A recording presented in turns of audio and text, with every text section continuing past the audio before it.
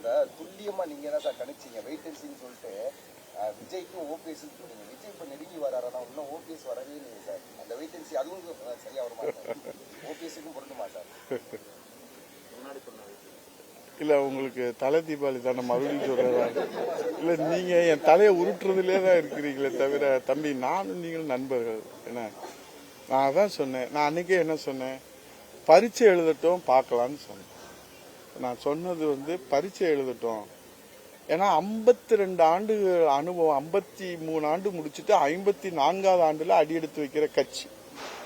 அனுபவம், மக்கள் சேவை, சத்துணவு திட்டத்தில் தொடங்கி ஆலயங்கள் ஒரு அன்னதான திட்டம் வரைக்கும், குடிமராமத்து திட்டம் வரைக்கும், 2000 அம்மா மினி கிளினிக் வரைக்கும், கறவை மாடுகள் ஆடுகள் வரைக்கும், மடிக்கணினி வரைக்கும், தொட்டு குழந்தை திட்டம் வரைக்கும் நாங்க கொடுத்துருக்கிறோம். மக்கள்கிட்ட சொல்றோம்.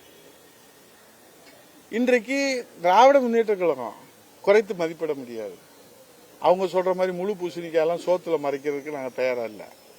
75 ஆண்டுகள் கட்சி.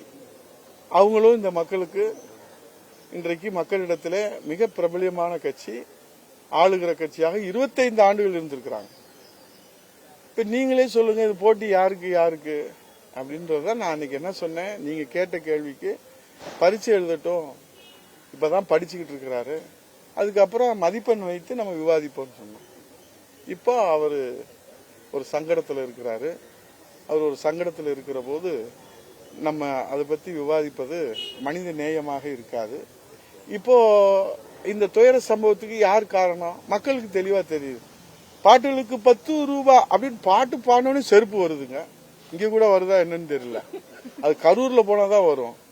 பாட்டுகளுக்கு 10 ரூபாய் அப்படிதாங்க பாடினாரு. பாவம் விட்டாம பாருங்க செருப்ப. அப்புறம் விடுறாம்பாங்க ஆம்புலன்ஸ. அவர் முதலமைச்சர் பச்சை போய் சொல்றாரு, ஆம்புலன்ஸே வரல. எங்க நம்ம பார்த்தோம். அவர் விஜய் சொல்றாரு, ஏப்பா அந்த ஆம்புலன்ஸ் எதுக்குப்பா வருது, நம்ம கொடி கட்டி இருக்குன்னு உலகம் பூரா பார்த்தத அவரு விபத்து நடந்ததுக்கு பிறகுதான் ஆம்புலன்ஸ் வந்தது. இவருக்கு எப்படி நம்ம தூங்குறவங்கள உசுப்பலாம், தூங்குற மாதிரி இருக்கிறவங்கள எப்படி உசுப்புறது? நீங்க தான் அதுக்கு பதில் சொல்லணும். அது மீண்டும் சொல்றேன், அவர் நல்லபடியா பரீட்சை எழுதுவாரு, நல்லபடியா எழுதணும். அனுபவம் உள்ளவங்கள வழிகாட்டுதலோட எழுதுவாருன்னு நாங்க நினைக்கிறோம். அவங்களோட இணைந்து அவர் செய்யணும்னு அவருக்கு வேண்டிய நண்பர்கள் எல்லாம் அவருக்கு ஒரு நல்ல வழியை காட்டுவதாக நாங்களும் நினைக்கிறோம்.